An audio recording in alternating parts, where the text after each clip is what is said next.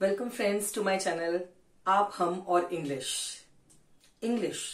जो कि एक लैंग्वेज है जिसे हम लर्न कर रहे हैं। और आज की वीडियो में मैं आपके लिए लेकर आई हूं प्रीपोजिशंस।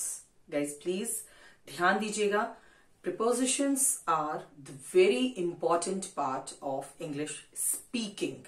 हम क्या सीख रहे हैं? हम इंग्लिश लिखना, पढ़ना, बोलना सीख रहे हैं। लेकिन इसमें हमारे लिए जो इस वक्त सबसे ज्यादा जरूरी है, क्योंकि आप यूट्यूब वीडियोस पे इसको देख रहे हैं, आपके लिए बोलना। आप इंग्लिश बोलना चाहते हैं और बहुत अच्छी इंग्लिश बोलना चाहते हैं, जो कि आप डेफिनेटली बोल पाएंगे अगर आपको सही वर्ड पता होगा कि उसको कब और कहां यूज करना है।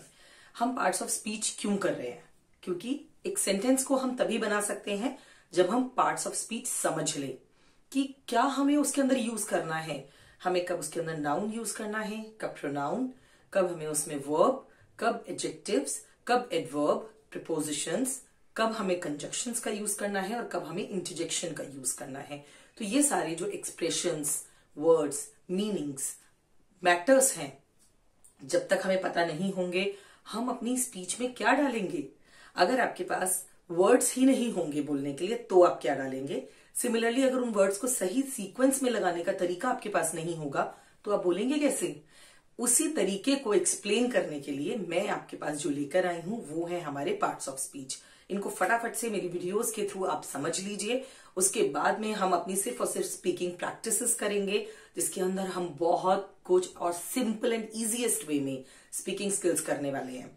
आई होप आप लोग मेरी वीडियोस को सब्सक्राइब कर चुके हैं, चैनल पे आ चुके हैं और रोज आप मेरी वीडियोस देख रहे हैं, क्योंकि मैं अपनी वीडियोस रोज भेजती हूँ। इस रेगुलरिटी के लिए आप लोगों को थैंक यू, क्योंकि अगर आप लोग मुझे प्यार दे रहे हैं तो ही मैं आपके लिए हार्ड वर्क कर पा रही हूँ। और उसके बाद हमें करना है smart work, which is speaking in the good level. So आइए अब हम आ जाते हैं अपने टॉपिक पे, जो है आज का प्रीपोजिशंस। फ्रेंड्स, हम जल्दी से अपने टॉपिक्स को खत्म करके अपने पास आ रहे हैं। मैं आपको बहुत एक्सप्लेन सिंपल तरीके में सारे पार्ट्स ऑफ स्पीच समझा रही हूँ।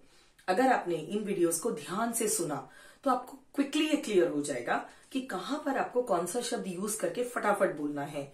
जब आप उस लैंग्वेज को बोलने में यूज करेंगे आपको पता होगा कि यहां आपको कौन सा शब्द यूज करना है, और उसकी प्रैक्टिस हम अपनी वीडियोस में डेली करने वाले हैं।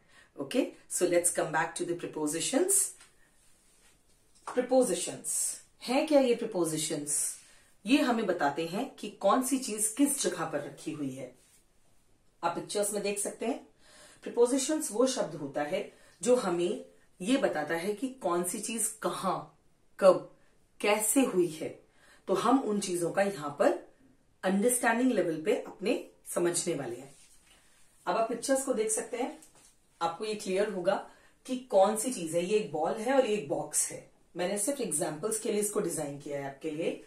और ये चीज बताती है कि बॉल हमें दिखाई दे रही है, यानी कि बॉल डब्बे के सामने है।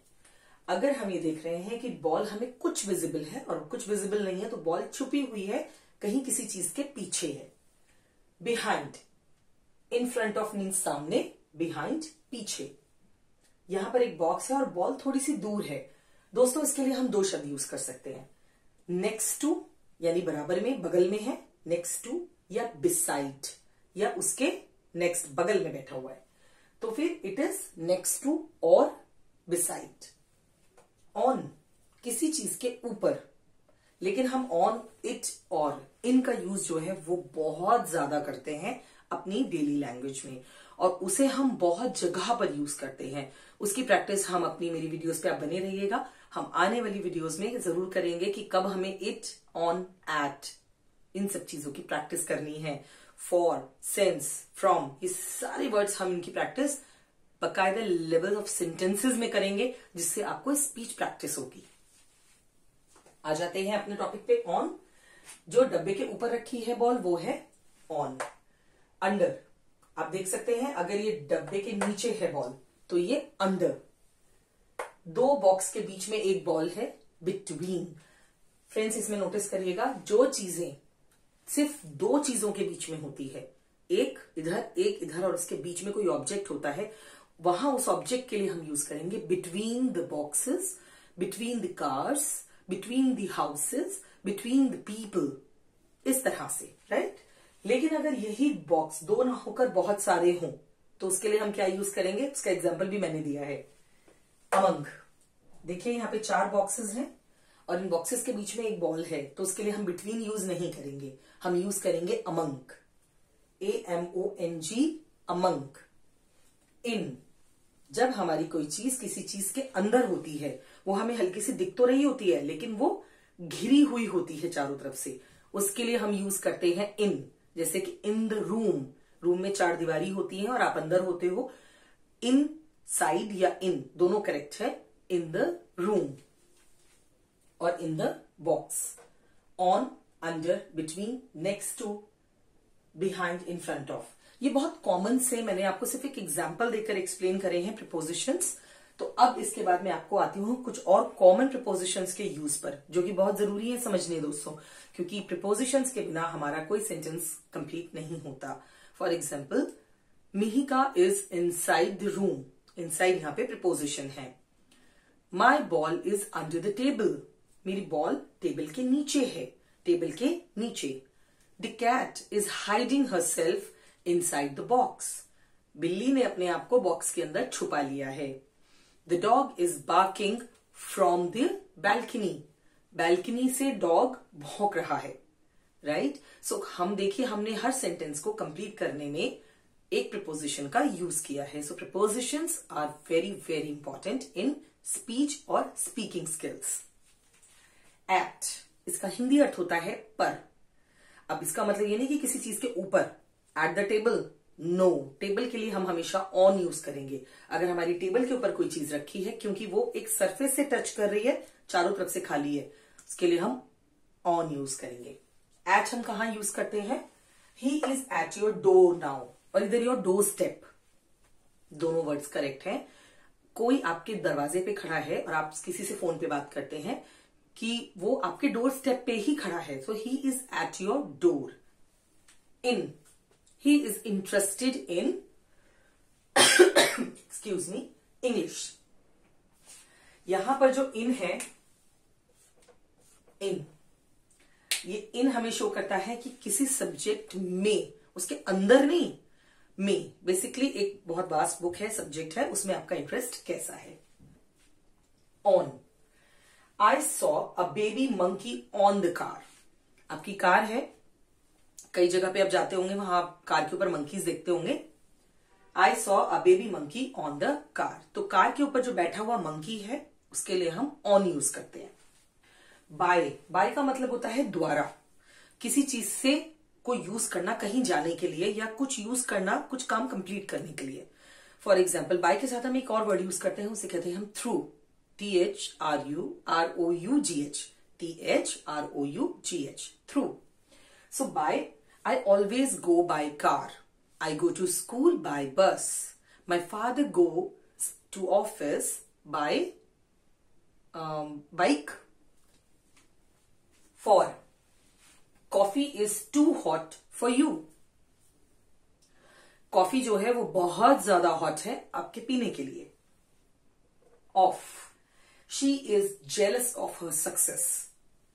यहां पर दोस्तों ऑफ का मीनिंग आ रहा है किसी चीज से कनेक्टेड, वो आपसे ईर्ष्या करती है। किस चीज से ईर्ष्या करती है? ऑफ हर सक्सेस, उसकी सफलता से ईर्ष्या करती है। तो ये चीज कनेक्शन है, जेलस ऑफ साथ में ही आएगा, फ्रेज है ये एक।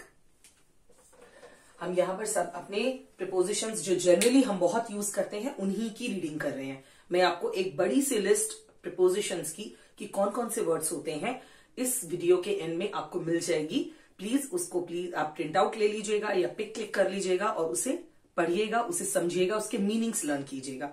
अगर आप थोड़ा थोड़ा भी उसके वर्ड्स को एक एक दो दो अपनी डेली लाइफ में यूज करते हैं, you will get perfection in prepositions.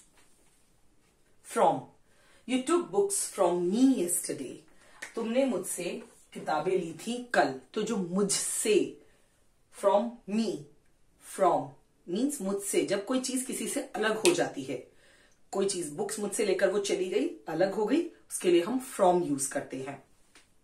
After, of course इसका मीनिंग आपको पता ही होगा, बाद में। She slept after I reached home, वो सोई जब मैं घर पहुंच चुकी थी। सो आफ्टर मीन्स जब कोई काम एक किसी काम के बाद होता है, उसके लिए हम यूज करते हैं after.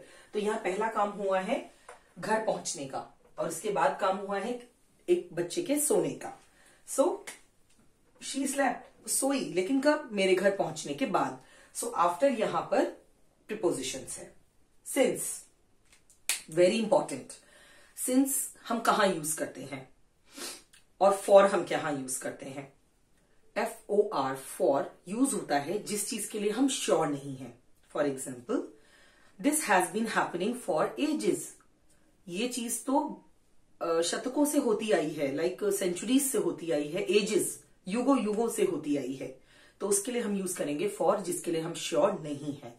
Like she is coming to my home for weeks, she is going to this school for a month, she is going to learn music for 2 years। ये गलत है।